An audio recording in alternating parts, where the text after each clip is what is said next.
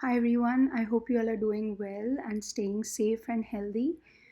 This is Radhika here again, and this video is going to be about what does healing really mean. Before I start about this video, I just wanted to say that on the members section, we are continuing the abandonment wound series, and today I'll be releasing two videos which are only for members. The first one is going to be how will it feel after you have healed your abandonment wound? How will you show up differently in the world after this wound is healed? And then the next one is trust issues and the abandonment wound, how these two are related to each other. So that's the second video. Because members get some particular perks which usual YouTubers don't get. Some videos are going to be only in the members section, and I don't want to be a jerk and release like the main videos in the members section, but definitely a lot of good supplementary information about healing is going to be in the members section.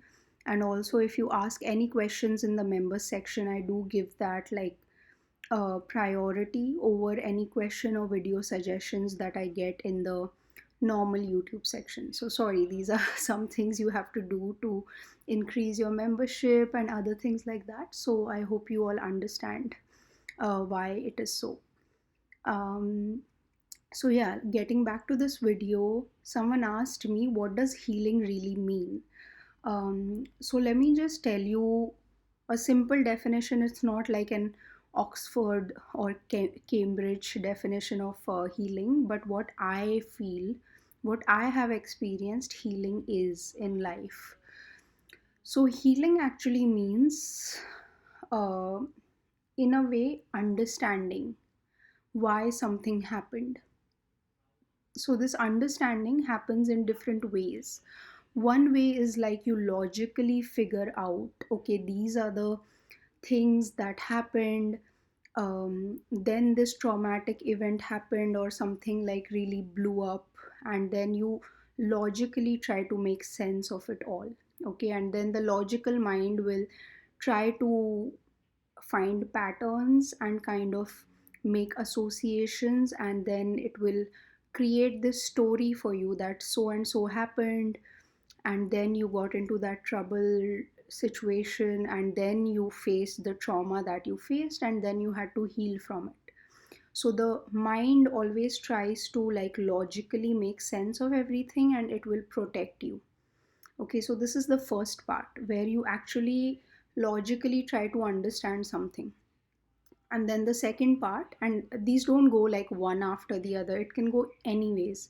So a more logical person will first logically try to figure it out, and then the second part is when the emotional charge that you associate with this event goes away, with this person, this event, the treatment you were given, the pattern you kept seeing in this relationship, or like a discussion that you had, whatever is the trauma for you, like an accident that you had.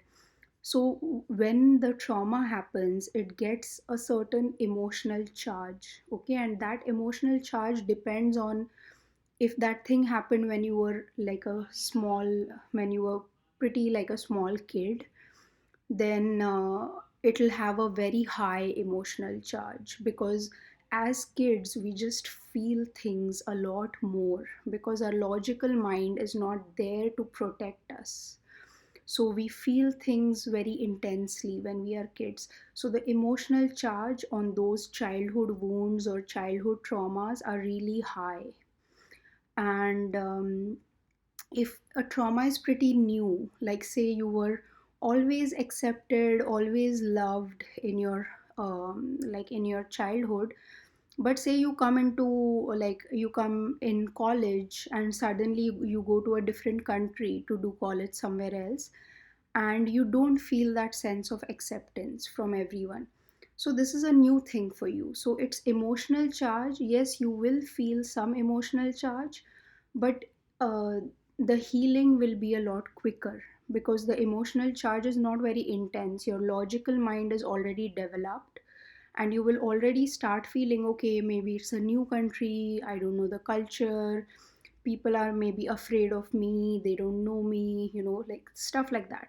But when you are a kid, you don't have this faculty of logic, so everything becomes very extreme in those cases. And that's when we go into our fight or flight, because it's like a sense of safety that we feel that gets threatened. So when this emotional charge that you have about a certain issue or a person or some trauma or something in your personality, when it slowly goes away, and the way it goes away is you actually feel it. You feel it, and you tell yourself logically while feeling it that I'm fine, don't worry. But you still feel the feeling, you don't repress it. That's when the emotional healing actually takes place.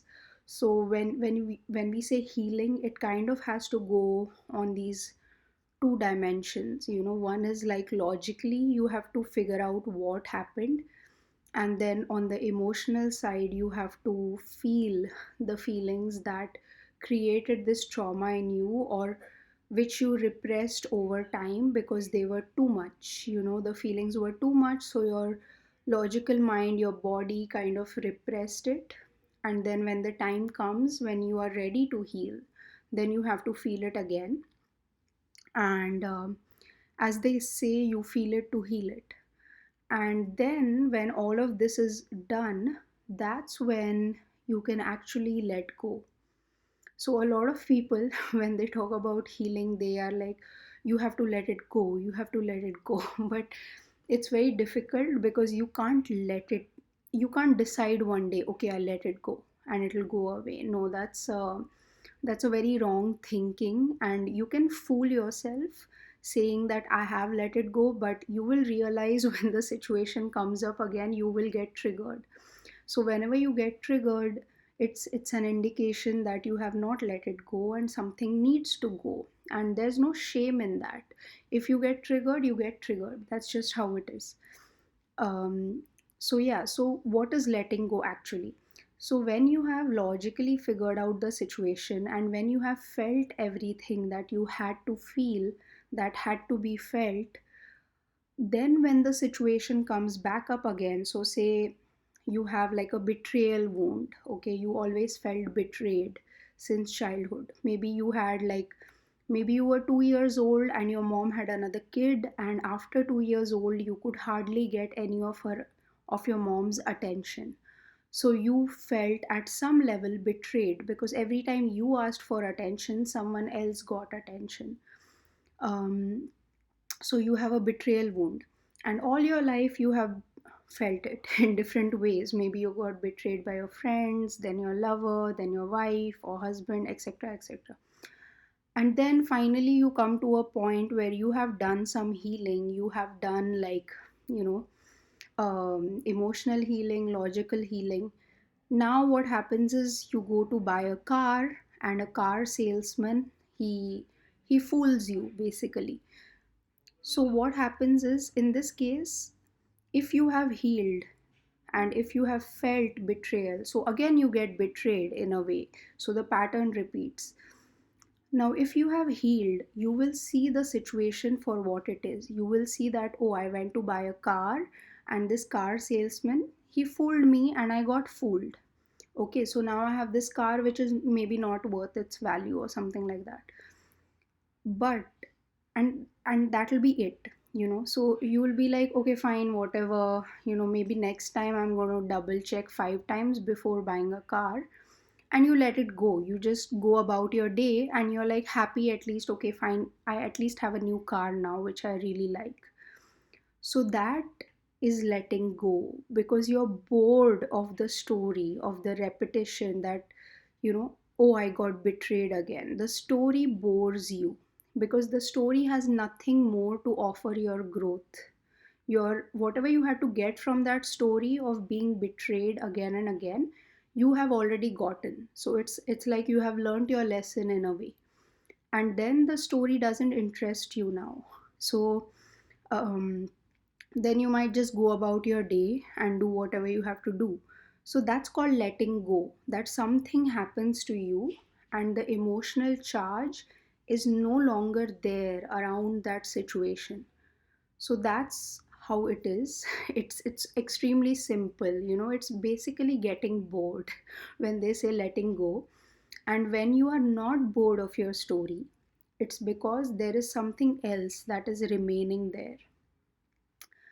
And so yeah, that is basically what healing feels like. And if someone has healed or not, only they can say. Maybe the amount you get triggered slowly goes down. Sometimes it might also go up. A thing might trigger you more sometimes, and that's all okay. Because healing is not like a linear journey. You just kind of have to see what's going on in your emotional space and keep track of it. um, so yeah, that was this video, and two additional videos will be in the member section soon. One of them I'm posting today, and I'm hoping to post the other one by the end of the day. So hopefully both of them will be up in the member section today. So thanks for watching this, and as always, I wish you all a lot of love and a lot of light. Thank you. Bye.